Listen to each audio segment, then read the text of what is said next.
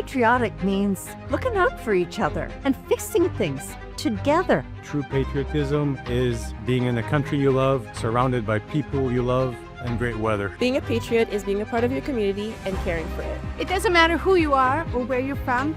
Patriotism is the one thing we all share. It's okay to be critical of government and still be a patriot. It's gratitude to your country. Of course I'm a patriot. I'm Canadian. It's my home. Well, actually, true patriot love is the mission. Hi, thanks for joining us. I'm Mike Wixon. This is TPL Media, True Patriot Love, tplmedia.ca, where, by the way, we have launched our website, and you can download the app as well. We've got it for Apple and for Android, so you can go to the Play Store or the Apple Store and get the app for free, and you'll be notified and updated every time we do a new show. You can also subscribe wherever you're watching or listening to this right now. We talk about everything that the news kind of brushes over, and then we go a little bit deeper and find stories and people that are making a difference to Canadian life every day. So stay with us. Today will be no exception. Brian Isted joins us. He is our in-house correspondent here on all matters defense and military. How's it going, Brian? Very well, sir. How are you? I'm good, thank you. Of course, I am battling a storm here in Toronto as we record this, and I'm told that my car is completely buried in the parking lot. But if I need to, I'll call in the military. It wouldn't be the first time we've done that over a snowstorm in Toronto. Listen, I appreciate you talking with us. I'll encourage everybody to go back to our last episode where you and I talked about a number of things, including espionage at the highest levels in our military. And of all things, the most popular comments that we got on that episode were about new uniforms for female military members. So go back and check that out. Today's topic, based on an article, Canada is building the wrong army. I wanted to dive a little bit deeper on that, Brian. Yeah, for sure. Thank you. So Andrew Latham wrote a really great article for realcleardefense.com where he mentions just a number of deficiencies where I agree with almost everything he outlines. I encourage the audience to go check out this article. It's very well written. Just there's so many gaps between the training, the geography, the mission set, the technology, where there's so many holes in Canadian military growth or lack of it that he identifies in this article. And I believe he's almost spot on with the things that he's saying. I'm definitely biased because of a few years of an infantry background. So he kind of neglects to talk about how well trained and versatile the Canadian infantry is, in my opinion, compared to any other nation that I've worked with or trained with. I would put a Canadian infantry soldier up against anyone in the world, even some special operations communities. They're just very well trained, the savvy soldiers anyway. But yeah, please check out this article. And where did you want to go with the direction here? Well, you know what, if you don't mind to start with, you highlighted one element of our military, our infantry, and it makes me wonder, does that mean that most militaries have a specialty? Is that just our specialty? Or is it that's the one area where we shine and in most other areas we're lacking? Great question. I am obviously biased because of my infantry training in the reserve and for sort of a brief period in the Reg Force, but I believe it just stems to the quality of the trainer and the trainers who train the trainers, and that sort of cyclical system that turns over every year, where you get infantry soldiers and platoon commanders out in Gagetown every year to sort of do your DP1, your basic sort of battle school. I was super fortunate to train with just absolute gladiators of men and women that were just super switched on, able to go above and beyond, doing things that I didn't think I was capable of doing. And then they're doing it right beside me, sometimes significantly younger, sometimes significantly older. It's just about finding the right soldier who can dig deep at the right time and give you that level of versatility and agility that you need. I wish he would have touched on that a little bit in the article, but everything else he said is pretty bang on, in my opinion. What are some of the other key points that he made that you think, okay, yeah, this was right spot on and this is making a difference right now? We could be ahead if it wasn't for this. A I'll pivot a little bit from answering your question specifically to something that I think is really important. It's a two-part here. So the Canadian geography where he mentions is very important. So we have so much northern space to monitor in terms of coastline, airspace, you know what I mean, stretching from like the Yukon, you know what I mean, all the way up to the Arctic. So much of that is Canada, and then you have Greenland, and we won't necessarily go into what's going on in Greenland right now. It has nothing to do with this, but Greenland never knew it was going to be such a hot topic, did it? Wow. Yeah, me neither. But we don't have the capacity or the agility to monitor that much space effectively for a capable opponent as Russia, China, to a certain extent, maybe North Korea. I don't know exactly what their ICBM capability is, intercontinental ballistic missiles, but there's so many holes there that we are lacking just because of the manpower that we just don't have. So we don't have enough planes, we don't have enough systems. We rely heavily on NORAD and the US infrastructure to keep an eye on all of this stuff. And without that, we would be completely no bueno. So this is something that he touched on, and I completely agree with it. The second part of this is most of the audience that's watching this is probably familiar with the asymmetric battle space of the Afghan war, maybe the first Gulf War. Obviously, we could go all the way back to World War I and World War II, but that battle space is not the wars that are happening now. You still need to learn that in your battle school because you need to be able to fight a war, not the war, in my opinion, and the opinion of all the trainers, but a capable opponent in a kinetic environment like what's going on in Ukraine and potentially in Europe right now. We just have not faced a war of this magnitude or technological advancement or a war of attrition since essentially World War II. So nothing's even close. So the skill gaps, the technology gaps, that there's so many areas where we have deficits. Not saying that we are not capable at all. There's, like I said, the infantry, the special operations community, there's super capable men and women that can act as what's called a force multiplier. So one of them I would put up against 2, 3, 4 plus of another nation's military, depending on where they're from or what their skill sets are. So we have these force multiplying abilities or capabilities, but there's just so much land to cover. It's now a symmetric fight or an asymmetric fight, I would argue, on our behalf. Whereas if I'm not talking about fighting alongside NATO or the US, if Canada was attacked and we had to defend ourselves on our own, we would be in a pretty rough spot. I think another thing that he didn't touch on in the article is that we've had this leadership or lack of it for the better part of the last decade, where I don't even like using the word leader. It's more of an activist mentality.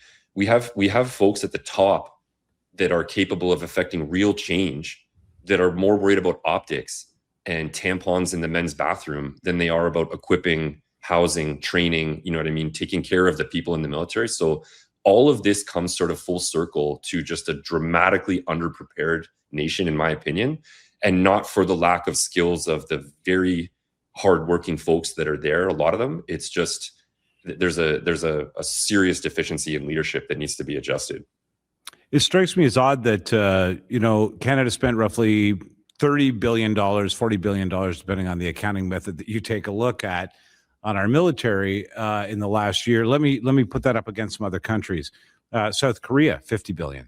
United Kingdom, $71 billion.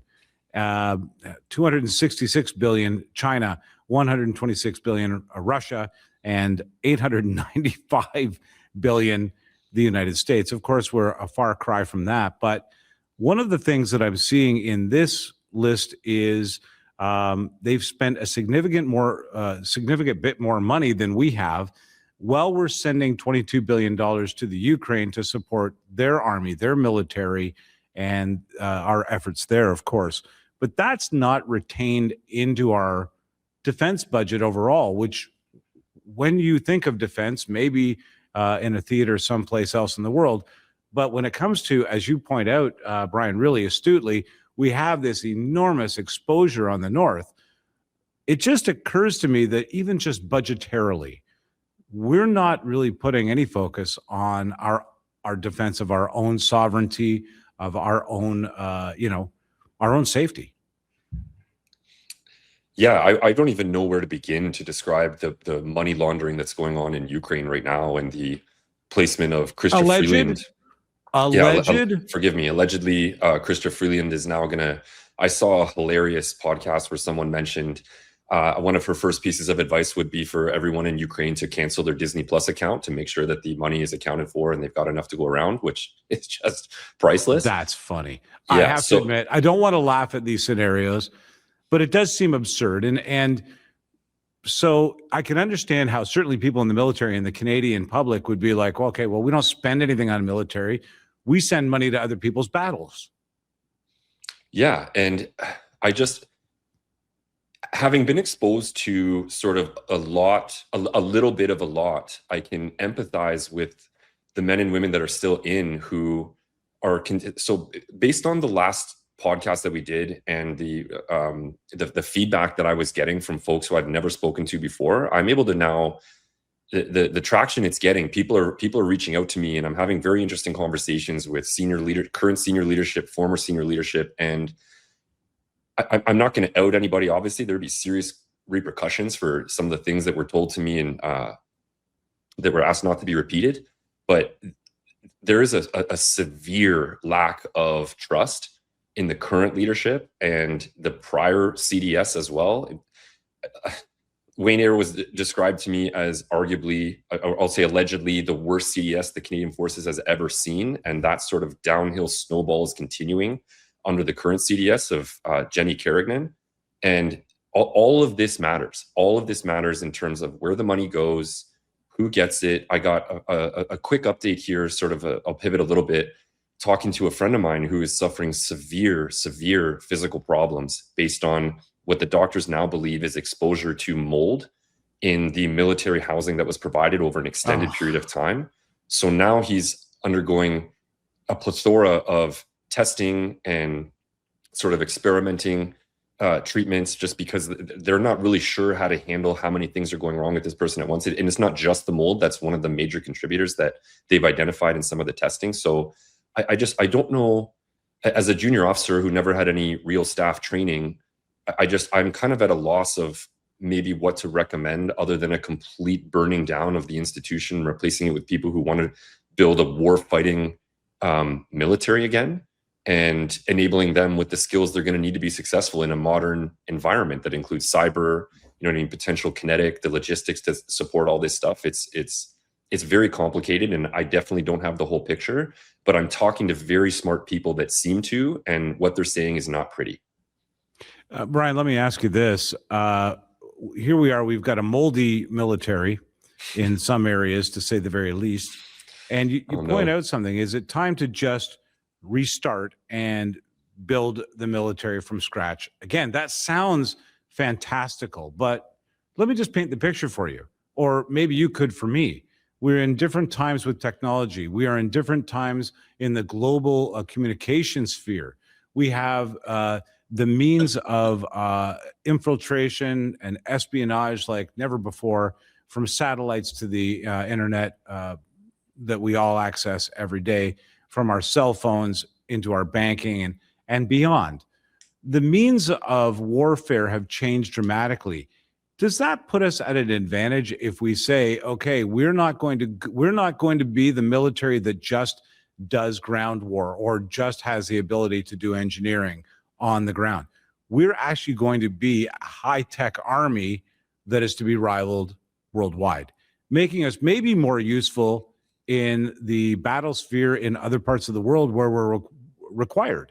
Is that a possibility? And does that even sound remotely right?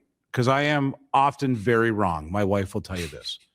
Me too. But to answer your question, short answer, yes. I think that is possible. I think we need to scrap just disastrous ideas like employing 300,000 public servants in Ottawa to be on the front lines with a week or two of training. I don't know if you've ever taken a stroll through the hallways of the public service sector of Ottawa. Pick a building and go through. You're not going to find a lot of savvy, motivated gladiators in those buildings. So, hey, look, I'm looking around the studio here, and I can't go throwing any stones at Ottawa, but I know what you're saying. The average person is not ready to go to war, not in Canada.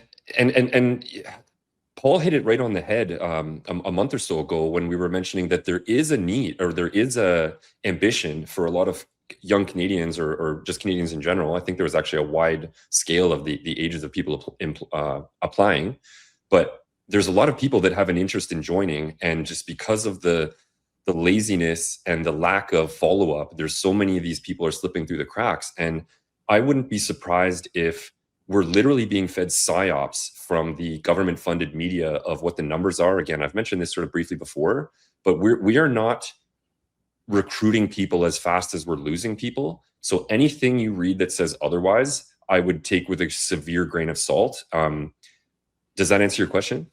Yeah, it does. And you know, frankly, if that does put us at a moment at a precipice where we have to say, okay, we need to revamp this entirely and go in this direction with this kind of funding, I wonder if we would get any sort of support for that idea from the current government or any government to come into power here in Canada, faced with a military that's in the midst of breakdown. You know, by the way, a comment on our last episode, somebody, to your point, somebody put up a note that said something to the effect of, you know, I signed up as a reservist and I went to my first meeting and I didn't hear from anybody for 6 months. I became disinterested and found another hobby. And I thought to myself, wait a minute, nobody followed up. He never got it. He said he signed up, he got enrolled. He was, you know, all set up in the system and was never notified about a single course. A year and a half went by and he just stopped caring. In fairness, that assuming this is a real person, because having spent about a year and a half in the cyber realm of intelligence, there's an overwhelming amount of internet traffic and conversation done by trolls and bots.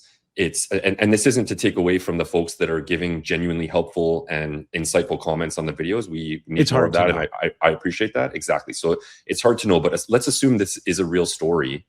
If this guy has been in that 6 months or 6 months plus or whatever, and he's not hearing anything, that's on him at the same time, or her, because you need to constantly put your hand up. You need to ask for work. Like, you will get noticed. You will have to do some courses that you might not love, but if you keep getting checks in the box and you're meeting more people and your network is expanding, you will find things. And especially in the reserve, where you can, I shouldn't speak for maybe what it's like now, but 10, 15 years ago, there was still money, and there was a lot of keen folks that I met. I'll give another example. So I was in the hockey change room one morning with of the base team in Gagetown, playing with a mixed group of Air Force and Army guys. And one of the gentlemen that drove me to the game, the practice that morning, was trying to arrange a field exercise where he was going to be inserted via helicopter with sort of just a handshake and the smile of a pilot agreeing to do this. And they basically got the okay to do it. So it's, again, if people are not finding work, it's because they're not looking for it. And they need to look for it and put their hand up. Otherwise, just get rid of them, in my opinion. They don't belong there. Okay, so is that sort of a general malaise that might take place in other parts of the military? For example, are there people putting their hand up, or I'm starting to get the vibe, to be honest with you, that putting the hand up brings me higher up in the ranks potentially, or connected into something that I'm interested in doing, but it's not necessarily going to improve the overall state of the military. What do you think is going to be required between now and us having ourselves defense ready in this country? Oh, wow. That's unfortunately, I think that one's over my head. But if I could sort of just speak off the cuff here, I really think that, and this is a direct call out for the current CDS, she needs to step down. She needs to step down and identify that she is not qualified for this job after making such an asinine recommendation of hiring 300,000 people who have zero experience or ambition, you know what I mean, to be in the military. What about the 100,000 people that applied that we let slip through the cracks? Like, maybe we should start there and start sending people to the recruiting center that actually care. Again, junior officer, very little to no staff training. There's so much bureaucracy surrounding the problems that exist. Paul and I kind of never got around to it, but if I can quickly touch on when I was working in procurement, to have a capability in the military, it first starts off as an ability. So I was buying guns and I was buying tasers for the military police branch. So to equip a military police officer or member with a taser, you need to have hundreds of thousands of tasers, you need thousands and thousands of cartridges, and then you have to have the training. And then just in the training alone, you will burn through thousands and thousands of cartridges. So you have to have this cyclical resupply already on order with the money already approved and the signatures in place, so that this isn't a every time we do this, it's the first time we've ever done it type thing. Right. But unfortunately, what I saw, and okay, in fairness to the CAF and some of the folks I was working with, it was 2020 and 2021, 2020 and early 21. Yeah, so there was a lot of folks that were not really towing the line. But again, these problems compound based on, again, just the lack of motivation and leadership being shown by people who are so comfortable to just collect a paycheck and perform essentially what ends up being military tourism at the rank of major and above. It's just disturbing. And I really got disappointed with a lot of the people that I thought I was going to learn from. It wasn't my favorite posting of all time, that's for sure. But I wanted to get it done. And I was there was a couple folks that were really punching above their weight. There was one lady, forgive me, I don't remember her name, that had designed this very intricate matrix of equipment and how to allot it and how many they needed and everything. And I recommended that this lady get some type of commendation because of how impressive it was.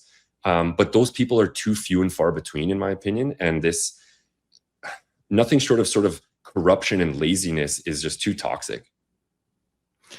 With the hope that our military, the Canadian Armed Forces, get some sort of relief in the way of budget, and that the most recent moves that we hear about in the news, that our federal government is putting more defense budget. They have a plan in place that our mission is to shore up our military. It's not just us that wants that to happen. We keep hearing this from Donald Trump.